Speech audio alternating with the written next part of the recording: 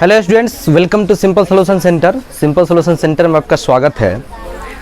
आइए हम लोग बीजगणित के क्लास 10th के एनसीईआरटी के बीजगणित के दो चर वाले रैखिक समीकरण युग्म चैप्टर के प्रश्नावली 3.2 देख रहे हैं।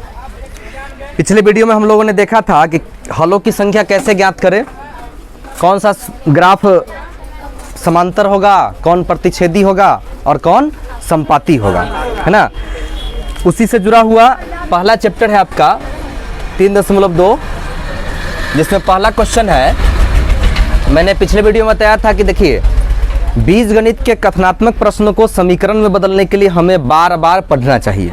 क्या करना चाहिए? बार बार पढ़ना चाहिए। बार बार पढ़ने से ही उसमें से समीकरण निकल करके आएगा।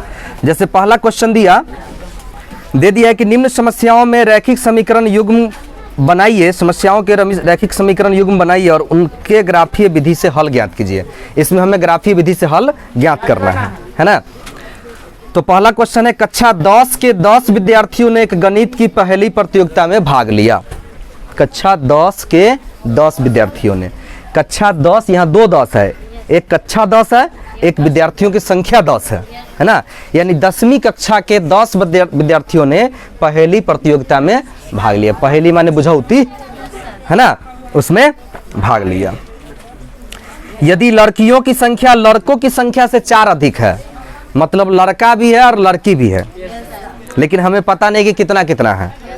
न पता है तो क्या करेंगे? अच्छा देखिए, मानते कहाँ से है, पूरा पढ़ लेते हैं। यदि लड़कियों की संख्या लड़कों की संख्या से 4 अधिक हो तो प्रतियोगिता में भाग लिए लड़कों और लड़कियों की संख्या ज्ञात करें। क्या पूछा जा रहा है? लड़कों और लड़कियों की संख्या। ध्यान रहे कि हम उसे ही मानते हैं जो पूछा जाता है। तो पूछा क्या जा रहा है? लड़कों की संख्या और लड़कियों की संख्या। तो मान लेते हैं हम, माना कि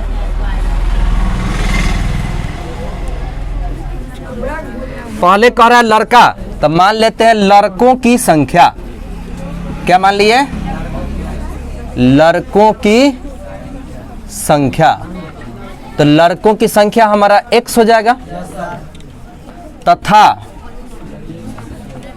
लड़कियों की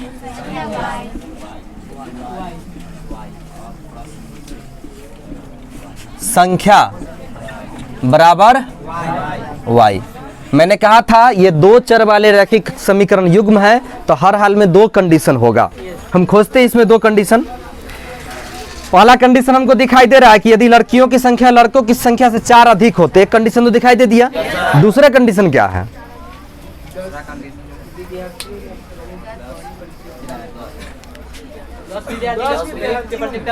हाँ, दूसरा कंडीशन है कि है तो वो पहला ही, लेकिन एक दिख रहा था एक नहीं दिख रहा, इसलिए उसको हम दूसरा कहे हैं। पहला ही कंडीशन है कि विद्यार्थियों की संख्या 10 है, माने लड़का लड़की मिला के 10 है, लड़का लड़की मिला के 10 है। तो प्रश्न से केस 1 में है ना, लड़का और मतलब कुल विद्यार्थी 10 है ना जी। तो कुल विद्यार्थी तो लड़का जोड़ लड़की, तो लड़का x और लड़की y बराबर कितना? 10। थोड़ा इधर से हम लिखते हैं क्योंकि इधर ग्राफ बनाना होगा। x + y बराबर 10। ये हो गया हमारा समीकरण फर्स्ट। फिर केस 2 में आइए। दूसरा केस में कहा कि लड़कियों की संख्या लड़कों की संख्या से 4 अधिक है। गप नहीं, लड़कियों की संख्या लड़कों की संख्या से 4 अधिक है। तो लड़का की संख्या तो x है और लड़की की y है। 4 अधिक कौन है? लड़की 4 अधिक है। हमको बराबर अगर करना है ना, बराबर करना है तो लड़की में से 4 हटा लीजिए तब बराबर होगा ना, तो लड़का में 4 जोड़ दीजिए तब बराबर होगा। हम हटाइए लिए तो x बराबर आ गया y - 4। चूंकि जब ग्राफ हम बनाएंगे तो उस स्थिति में x को y के रूप में बदलेंगे। यहाँ पहले ही बदल गया, तो बदल गया तो इसको ये पार ले जाने की जरूरत नहीं है। यहीं पर मान लेते हैं समीकरण सेकेंड। अब हम समीकरण फर्स्ट से बनाते हैं भुजकोटि सारणी। समीकरण फर्स्ट से बनाएंगे भुजकोटि सारणी ना। समीकरण फर्स्ट से x + y बराबर कितना है? 10 है। तो x बराबर कितना हो जाएगा, इससे हम बना लेंगे भुज कोटि सारणी, भुज कोटि सारणी। भुज कोटि सारणी यहां बनाना एकदम सिंपल है। देख लीजिए x कितना है, x तो हमारा है 10 माइनस वाई, यहाँ लिख दिए 10 माइनस वाई, नहीं भी लिखेंगे तो यहाँ से भी काम चलेगा। और y यहाँ है तो y का जो भी मान डालेंगे 10 में से घट जाएगा। y का मान लीजिए 4 डाल देते हैं तो 10 में से 4 गया कितना 6, y का 5 डाल देते हैं तो 10 में से 5 गया, कोई दिक्कत। अब उसके बाद क्या करते हैं हम, चूंकि ऊपर ग्राफ बनाना है इसलिए हम नीचे में ही ले लेते हैं ना समीकरण सेकेंड से, तो सेकेंड पहले से बदला हुआ है ये है, तो भुज कोटि सारणी बना लेते हैं। भुज कोटि सारणी